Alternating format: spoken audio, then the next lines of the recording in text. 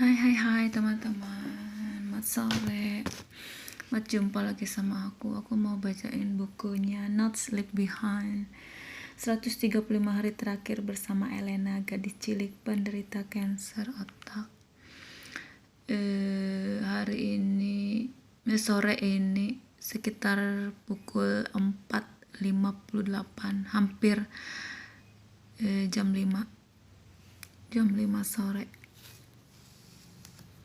Aku mau bacain dulu ya. Kita sampai di hari yang ke-185. Oke, kita mulai. Hari yang ke-185, 2 Juni. Akhir-akhir ini kami telah memilih cara untuk mengalihkan perhatian supaya mengurangi rasa tertekan kami. Kami tidak terpaku pada kekecewaan Elena karena tidak bisa makan. Kami justru membaca berita-berita utama di koran. Ketika ia tidak dapat duduk tanpa roboh, kami memilih warna cat sebagai tambahan baru. Ketika tangan kirinya mulai lumpuh, kami mencoba membersihkan rumah. Namun tidak berhasil. Kami tidak terlalu peduli dengan berita-berita utama. Warna tidak ada hubungannya, dan rumah kami tidak akan menjadi bersih lagi. Pikiran kami bersama Elena dan masa depan, tak peduli betapa kerasnya kami berusaha melindungi ketentraman dan diri kami sendiri.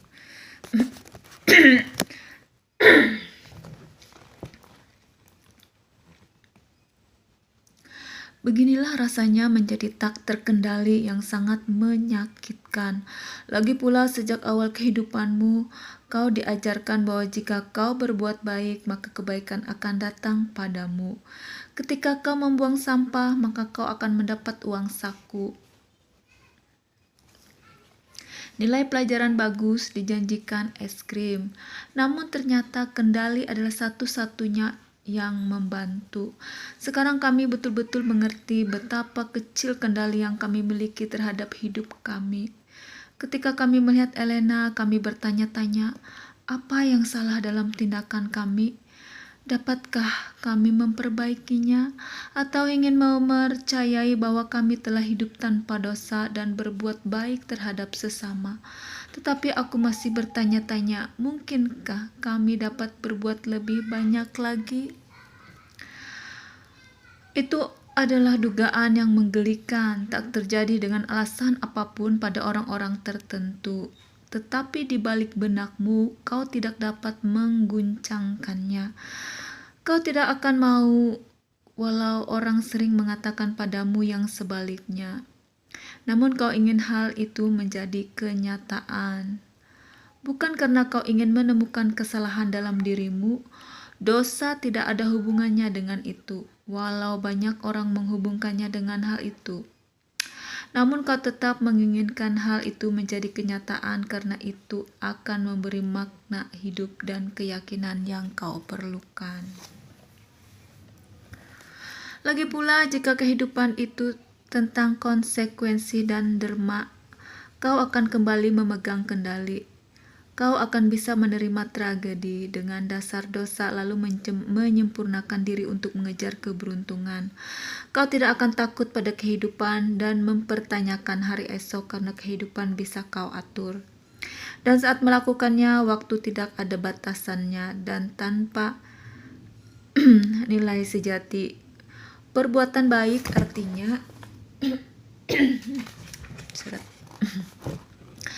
tambahan waktu. Kenyataannya lebih baik kau tidak memiliki kendali dalam hidupmu, karena tanpa kendali, waktu adalah faktor yang tidak dapat didamaikan. Perbuatan-perbuatan baik tidak dilakukan karena ada janji keberuntungan, tetapi karena kebaikan memang suatu hal yang baik untuk dilakukan. Hari ini hal itulah satu-satunya yang kupercaya. Ini adalah pelajaran Elena dan tragedi penyakit yang mematikan. Sedihnya, ini adalah pelajaran yang kami harap tidak harus kami pelajari. Bahkan jurnal yang kami tulis adalah sebuah pengalihan perhatian. Pada hari-hari sulit, Kami kembali merenungkan diri, sedangkan pada hari-hari menyenangkan, kami membicarakan bagaimana kami menghabiskan jam-jam itu dalam sebuah keluarga. Hari ini bukan hari baik karena Elena tidak dapat berdiri, nyaris tidak dapat makan, dan tidak mampu duduk tanpa roboh. Walau mereka mengatakan kami hanya membutuhkan 5 hari setelah terapi sebelum mengambil kesimpulan apapun. Brooke dan aku bertanya-tanya, berapa lama lagi kami dapat menunggu? Besok adalah hari kelima dan kami belum mendapatkan adanya kemajuan yang nyata sejak hari Rabu yang gelap. Maka kami menonton televisi, menulis jurnal, dan melihat pada contoh-contoh cat sambil memikirkan satu gagasan yang tidak dapat kami utarakan. Hari yang ke-186, 3 Juni. Orang-orang di pompa bensin itu mengira aku gila. Tidak, bukan karena aku menghentikan mobil besarku ketika harga bensin sedang mencapai harga tertinggi selama ini. Ini adalah tentang satu-satunya ketidakwaras. Ini adalah satu-satunya tindakan waras. Tidak, tatapan-tatapan itu terjadi ketika mereka melihatku mengelilingi mobilku sambil mengubah-ubah wajahku menjadi lucu dan memukul-mukul jendela mobil. Tentu saja mereka tidak dapat melihat melalui kaca yang digelapkan. Gracie dan Elena yang duduk di bangku belakang tersenyum gembira melihat kenakalan Dad. Kau tahu, aku tidak benar-benar gila, setidaknya belum. Aku hanya sangat ingin melihat senyuman. Permainan ini hanya membuat mereka terkejut dan terkesiap dengan murah. Maka aku berlarian dari sisi yang satu ke sisi yang lain. Mungkin muncul di jendela-jendela yang berbeda. Saya ngantuk teman-teman, jadi bacanya agak salah. Kemudian aku bersembunyi lagi ketika aku berlari sambil membungkuk untuk muncul lagi pada jendela di sisi lain sambil berhati-hati supaya tidak tersangkut selang bensin. Kali ini aku muncul di atas kap mobil dan mereka melihatku dari kaca depan. Setelah itu aku menggedor kaca belakang sehingga mereka menjerit kaget dan tertawa tanpa terdengar dari sisi luar mobilku. Tetap setelah 3 kali sembunyi dan muncul, punggung dan tungkaiku mulai menjerit. Sementara gadis-gadis di dalam mobil masih juga melengking-lengking menunggu wajah lucu lagi. Aku salah karena tidak membeli mobil hemat energi. Setidaknya aku akan sudah selesai mengisi bensinnya sekarang. Namun aku harus mengisi trukku dengan $40. Ketika itu yang artinya hanya setengah tangki. Sekarang aku hanya memiliki satu kejutan lagi. Aku mulai dengan gaya menuruni tangga dan lift. Brooke menggulung matanya ke atas, tetapi gadis-gadis itu masih ingin lagi. "Sebelah sini, Dad!" teriak Gracie sambil menunjuk pada jendela. Tampaknya hal itu akan menjadi berbeda jika kejutan itu terjadi pada jendelanya. Aku mematuhinya dan pindah ke sisi lainnya. Aku akhirnya mendengar suara klik dari pompa bensin itu dan sadar bahwa ini adalah waktunya pergi. Aku kembali menjadi orang dewasa dengan wibawa dan kedewasaan ketika aku menjauh dari pompa bensin dan menerima tanda terima serta mengembalikan selang ke tempatnya. Tetapi ketika aku sibuk menghibur gadis-gadisku, pengunjung pompa bensin lainnya juga memperhatikan keanehanku. Bagi mereka, aku gila. Aku melihat ke sekelilingku dan mereka pun dengan cepat mengalihkan tatapan mereka ke lantai. "Jangan tatap orang gila itu, ia bisa melukaiku." Mereka ketakutan. Aku ingin mengatakan pada mereka tentang gadis-gadis di bangku belakang, tetapi kukira mereka tidak akan mengerti, bahkan Brooke pun tidak mengerti. "Sudahlah, sebelum orang yang kita kenal melihat kita juga," katanya. "Kau mempermalukan dirimu sendiri." Aku sama sekali tidak menginginkan hal itu. Akhirnya senyuman dan tawalah yang kukejar. "Jadi lain kali kau melihatku berlarian mengelilingi mobilku dengan lengan melayang-layang dan memukul-mukul jendela, kau akan tahu bahwa gadis-gadisku ada di dalam mobil dan aku sedang berusaha memunculkan seulas senyuman." Tatapilah aku semaumu, lalu coba lakukan itu pada anak-anakmu. Kau akan menjadi orang gila di pompa bensin seperti aku juga. Hari ke-188, 5 Juni. Ia lebih mendengarkan Mom daripada mendengarkan aku. Kukira itu karena sifat Mom yang menenangkan. Atau mungkin karena Elena dan aku sama. Rambutnya, hidungnya, kepribadiannya, dan sifat reaktifnya semua berasal dariku. Gracie sebaliknya benar akur. Namun setelah percakapannya dengan Mom kemarin tentang mengendalikan kehidupannya, Elena mendengarkan. Kembali lagi ingin memutuskan sarapan apa yang ia kehendaki, pilihan pakaiannya, siapa yang akan menjemputnya dari sekolah, di mana ia ingin duduk. Oh, satu lagi termasuk juga apakah ia mau atau tidak mau mandi. Syukurlah kami memutuskan untuk tidak menghiraukan yang satu itu. Namun untuk pertama kalinya dalam sebulan ini, ia mengendalikan hidupnya dan itu tidak hanya mengubah sikapnya namun juga kemauannya untuk berjuang. Ini adalah Elena yang kami kenal dan Elena yang kami butuhkan untuk mengalahkan kanker itu. Walau keadaan jasmaninya tidak terlalu banyak berubah, ia masih belum dapat berjalan dan menggerakkan sebelah kanan tubuhnya. Kami tahu pada waktunya hal itu pun akan berubah. Keprihatinan kami yang terbesar adalah untuk melibatkan dirinya dan memusatkan perhatian pada penyembuhannya. Kukira ini seperti mengendarai sepeda. Kau bisa saja mengayuh dengan cepat, kau mungkin saja memiliki keseimbangan yang baik, tetapi kau tidak melihat ke depan, maka kau tidak akan maju. Sikap akan menjadi keseimbangannya,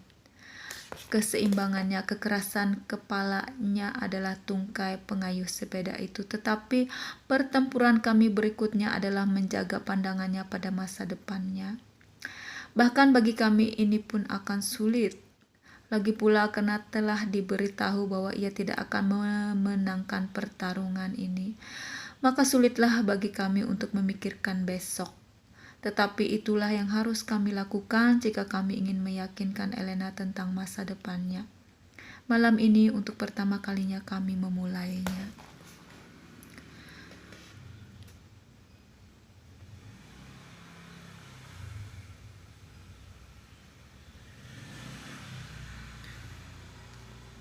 Bunyi kendaraan.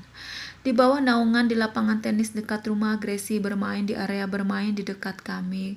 Kami mulai percakapan itu. Ketika ia mulai berjalan lagi, apakah ia akan mau belajar bermain tenis? Tidak, sahutnya. Ia mau belajar berenang saja. Apakah ia mau belajar berenang saja? Tidak yang lebih kuat lagi. Bagaimana dengan les sepak bola, senam? Tidak. Untuk keduanya, balet, akhirnya sebuah ya.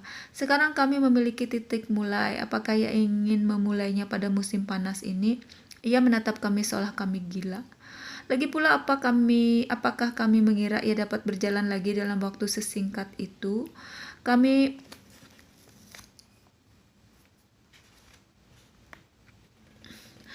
menekankan topik itu, yang kami dapatkan hanyalah gerakan bahu.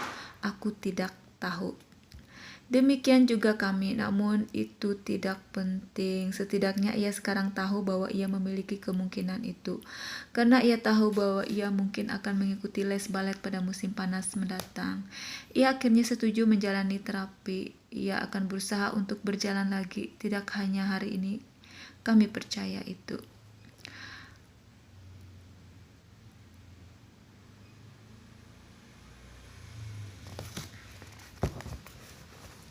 Oke, sebentar. Malam ini ketika kami menyiapkan putri-putri kami untuk tidur, kami menyempatkan untuk melihat-lihat foto-foto sehari setelah diagnosis ketika kami mengira Elena dalam kondisi terburuknya. Kami melihat foto di rumah sakit ketika ia tidak dapat makan. Ketika itu kami juga mengira itu hal terburuk. Kami melihat foto-foto hari terakhir ketika ia menikmati perjalanan impiannya.